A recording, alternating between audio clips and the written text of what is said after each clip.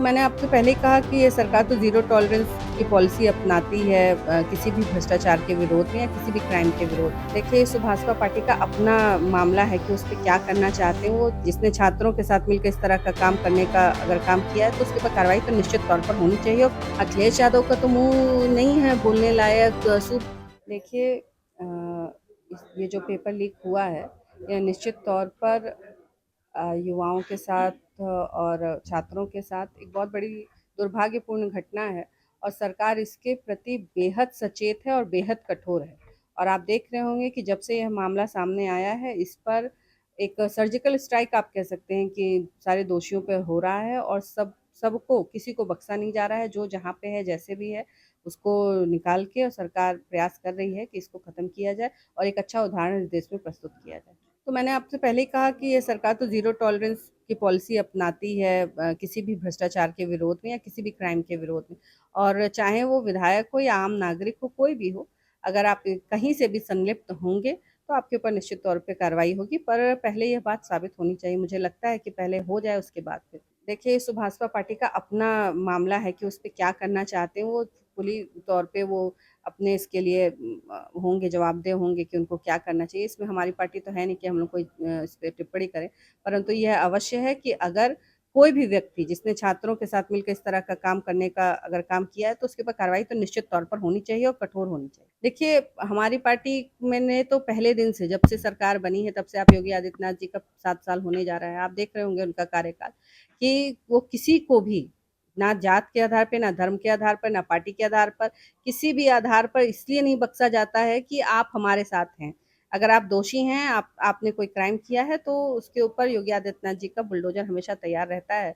और चाहे वो अलायंस के हों, चाहे स्वयं पार्टी के अगर कोई कार्यकर्ता है, अगर आपने ऐसा किया है तो आगे के लिए आपके लिए ठीक नहीं है। उनकी क्यों? हम लोग तो ये माँग करना छोड़िए। सरकार जिस तरह काम कर रही है, आप देखिए केंद्र में सरकार जिस तरह काम कर रही है इस पूरे नीट के पेपर लीक को लेकर, आपको लगता है कि कहीं कोई ऐसी संभावना बची है कि अगर कोई दोषी होगा तो उसको बचा लिया जाएगा या वो बच जाएगा? ऐसा कुछ नहीं है। और हम लोग को माँग करने की आवश्यकता तो तब पड़ती जब हम देखते हैं कि कार्रवाई नहीं हो रही है। और जब हम सबको पता है, पूरा देश देख रहा है कि किस तरह कठोर से कठोर कार्रवाई का इसमें प्रयास हो रहा है, तो उसमें माँग करने की मुझे कोई अभी आवश्यकता लगती नहीं। बेदीराम अभी तक कार्रवाई क्यों नहीं हुई? बेदीराम का भी जिस दिन पूरी तरह से साबित हो जाएगा, उस दिन उनके ऊपर भी हो जाएगी। कार्रवाई होगी? निश्चित तौर पे अगर अगर वो मिलते हैं तो। अगर अगर दोषी मिलते हैं तो कार्रवाई होने से तो कोई नहीं बचा सकता। देखिए, सुभाषपा का मैंने पहले भी कहा कि उनका अंदरूनी मामला है, इसमें मैं नहीं बोलना चाहती हूँ।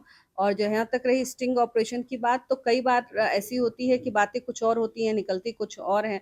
जब तक ऑथेंटिक, ये कोई कोई छोटा-सा स्टिंग ऑपरेशन नहीं है, ये लाखों युवाओं से जुड़ा हुआ मामला है, बेहद संवेदनशील मामला है। और इसको हम राजनीति से ऊपर उठकर या बयानबाज़ी से ऊपर उठकर हम लोग देख रहे हैं कि कार्रवाई ठीक होनी चाहिए, दोषी पकड़े जाने चाहिए, ताकि भविष्य में छात्रों के मन में ये विश्वास आए कि हमारे देश में उनके हित की रक्षा हो रही है। तो ये ज़्यादा मुख्य है।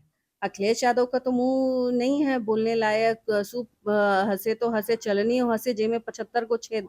अभी ये प्रदेश भूला नहीं है अखिलेश यादव का वो समय, जिस समय पेपर होते थे और बच्चे पास होते थे और एक बिरादरी विशेष को प्रसन्न करने के लिए उस पे व्हाइटनर लगाकर बच्चों के नाम बदल दिए जाते थे। ये प्रदेश अभी भूला नहीं है। एक लेखपाल की भर्ती के लिए 10-10 लाख रुपए की बोली लगती थी, ये प्रदेश भूला नहीं है। तो उनका तो मुँह नहीं है कि वो इस तरह का कोई का नाम ले सकें। और मुझे बहुत ही इस बात को सुनकर एक दुर्भाग्यपूर्ण ये बयान उनका समझ में आता है कि वो हर चीज़ में, ये पूरी इंडी गठबंधन हर चीज़ में राजनीति करने का प्रयास कर रही है और ये देश वो देख रहा है। बेदीराम की भूमिका की जाँच होनी चाहिए ना? मुझे अगर लग नाम सामने आया है तो उनकी जाँच।